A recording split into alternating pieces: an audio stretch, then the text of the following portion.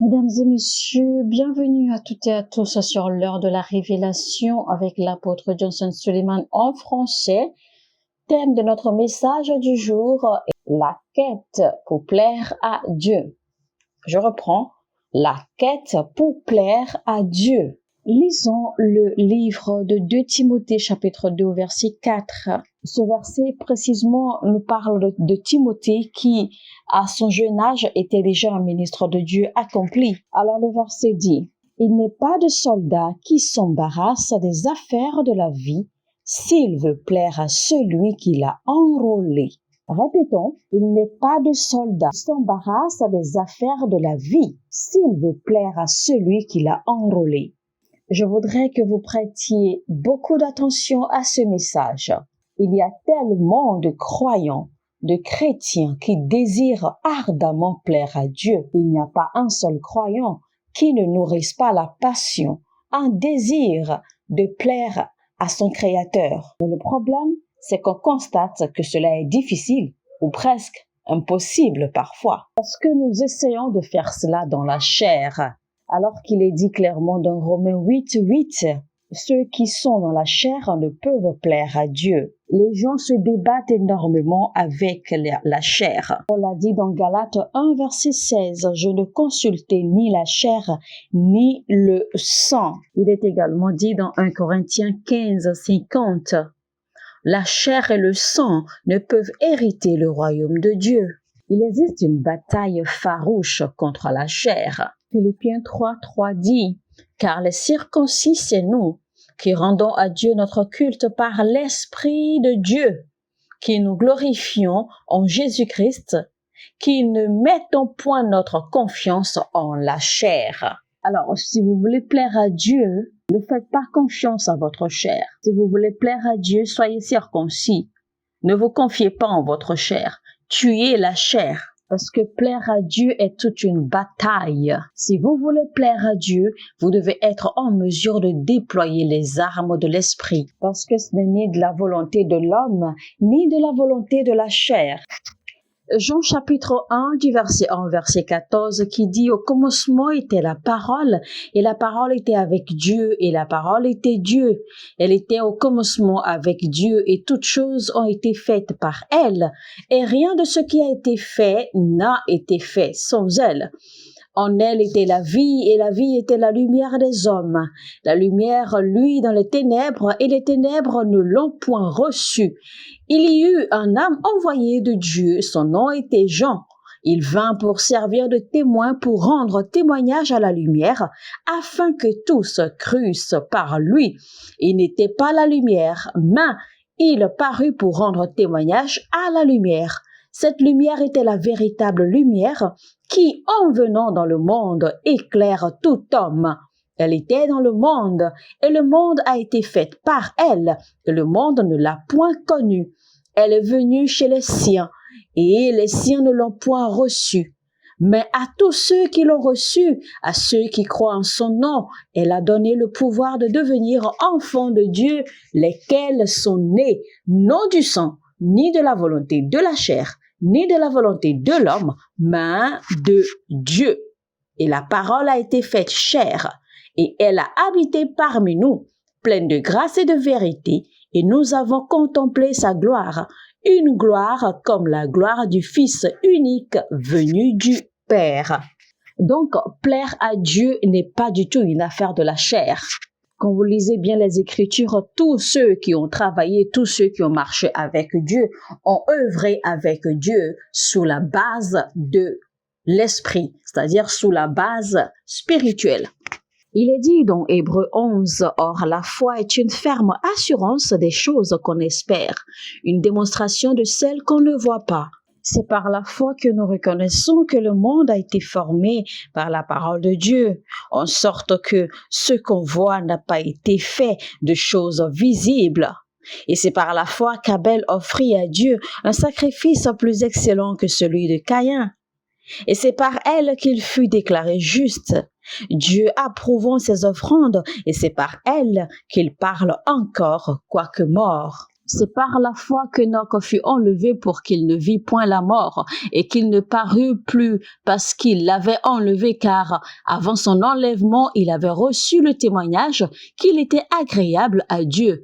Or, sans la foi, il est impossible de lui être agréable, car il faut que celui qui s'approche de Dieu croit que Dieu existe et qu'il est le rémunérateur de ceux qui le cherchent. C'est par la foi que Noé, divinement averti des choses qu'on ne voyait pas encore et saisi d'une crainte respectueuse, construisit une arche pour sauver sa famille. C'est par elle qu'il condamna le monde et devint héritier de la justice qui s'obtient par la foi. C'est par la foi qu'Abraham, lors de sa vocation, obéit et partit pour un lieu qu'il devait recevoir en héritage et qu'il partit sans savoir où il allait. C'est par la foi qu'il vint s'établir dans la terre promise comme dans une terre étrangère, habitant sous des tentes, ainsi qu'Isaac et Jacob, les co-héritiers de la même promesse, car il attendait la cité qui a de solides fondements, celle dont Dieu est l'architecte et le constructeur.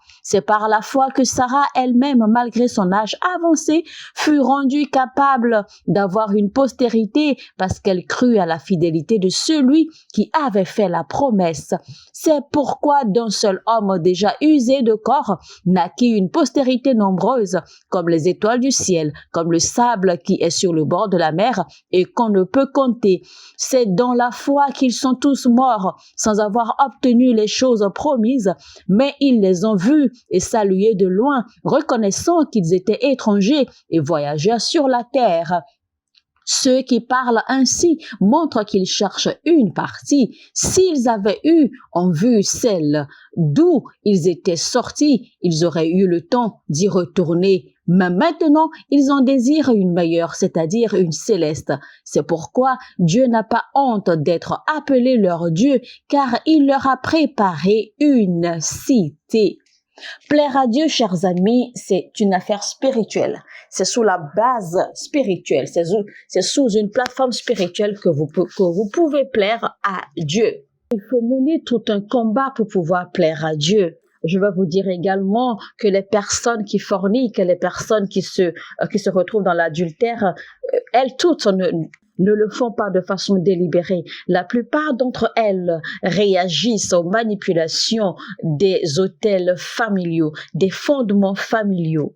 Il existe une dimension spirituelle que vous devez comprendre dans votre quête à plaire à Dieu. Regardons de plus près l'histoire du roi Saül. Le roi Saül avait été choisi de Dieu et oint par le prophète Samuel. Mais une fois, la Bible nous fait comprendre que les mauvais esprits venaient déranger le roi Saül. Mais comment comprendre qu'un homme, un roi de sa nature qui a été oint par Dieu, soit possédé, soit dérangé par de mauvais esprits? Selon l'histoire, c'est que le roi Saül a tué le peuple gabaonite alors que Josué avait noué une alliance devant Dieu avec le peuple gabaonite, que ce peuple ne serait touché en aucun cas. Mais Paul tua les gabaonites. C'est alors que leur sang commencèrent à réclamer justice.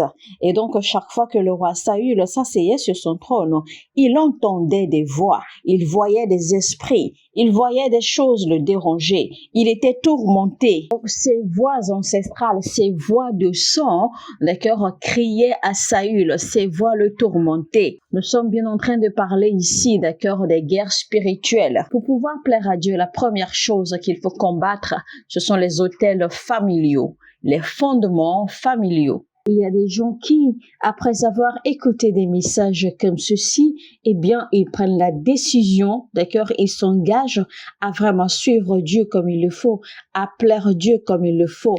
Mais ils n'arrivent à tenir que 1 ou 2 ou 3 jours et après, eh bien, ils retournent à leur vomi.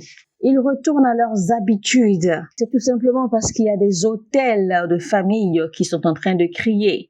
Il y a des autels de famille qui parlent contre eux. Vous devez alors comprendre l'importance des combats si vous voulez plaire à Dieu. C'est le plus grand défi que nous avons aujourd'hui, au point où nous arrivons même à penser que la sainteté et avoir une vie de pureté n'est pas possible.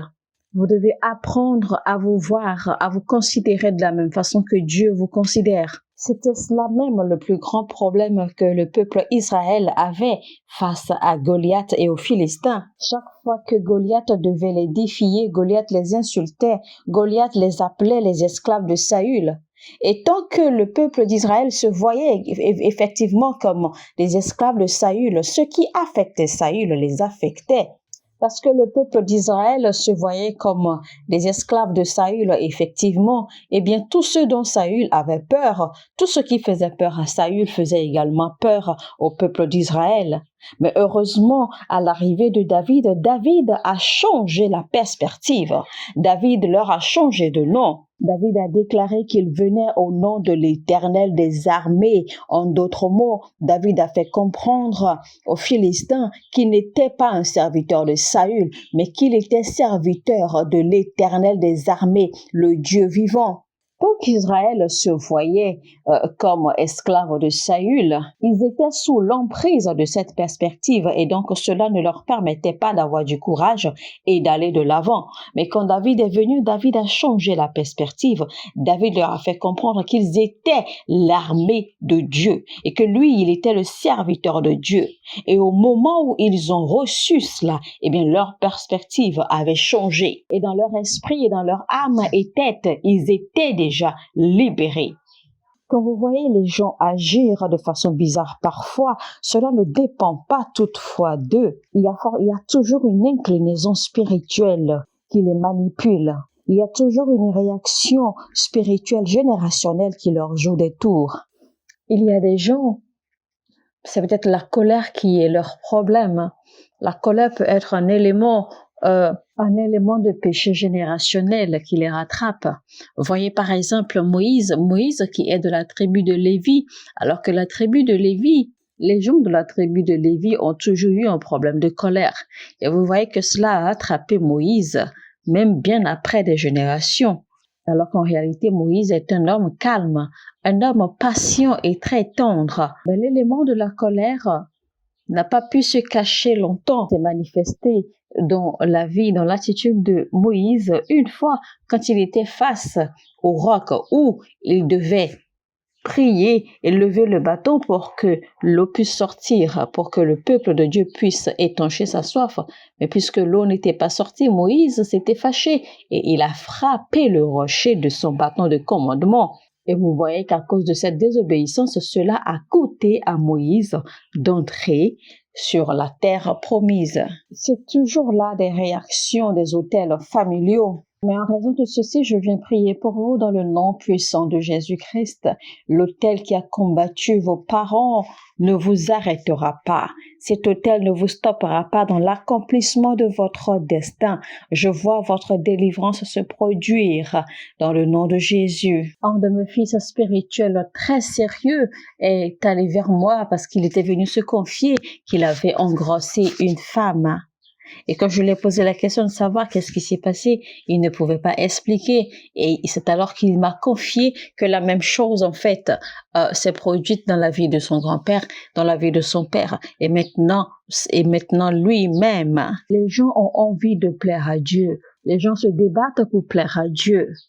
Mais les autels familiaux parlent contre eux. Les autels familiaux les combattent et les tirent en arrière. Nul ne peut plaire à Dieu sans combattre. Et c'est pour cela également que vous devez avoir des pères spirituels auxquels vous êtes connectés. Souvenez-vous de ce que Gédéon a dit quand l'ange lui est apparu. Gédéon a dit, où sont les miracles, les merveilles et les prodiges que nos pères nous ont racontés de Dieu? En d'autres termes, Gédéon disait que parce que je suis connecté au Père spirituel, je sais ce que Dieu est capable de faire. Et l'ange lui a dit, alors va avec cette force que tu as. Et cette force que Gédéon avait, c'était son contact, sa foi à la connexion avec les pères spirituels. Mais pourquoi ne voyait-il pas les manifestations de ces prodiges et merveilles dont les pères spirituels parlaient? Parce que les autels familiaux sont contre. Les autels familiaux réagissent contre. Engagez-vous dans une guerre farouche contre les autels familiaux si véritablement vous désirez plaire à Dieu. Vous désirez plaire à Dieu dans votre œuvre, dans votre marche dans le royaume. Mesdames et messieurs, c'était donc la première partie du message, la quête pour plaire à Dieu, de l'apôtre Johnson Suleiman interprété en français. Et c'était donc Révélation. On se retrouve demain, même heure et même chaîne, pour la deuxième partie de ce message. Si ce message vous a édifié, n'hésitez surtout pas à le partager au maximum autour de vous. Activez la cloche de notification, aimez ce contenu, il est très important, car quand vous aimez et que vous partagez, YouTube, d'accord, se chargera de recommander ce message à d'autres âmes dans le corps du Christ. Sur ce, je vous dis que Dieu vous bénisse et à bientôt.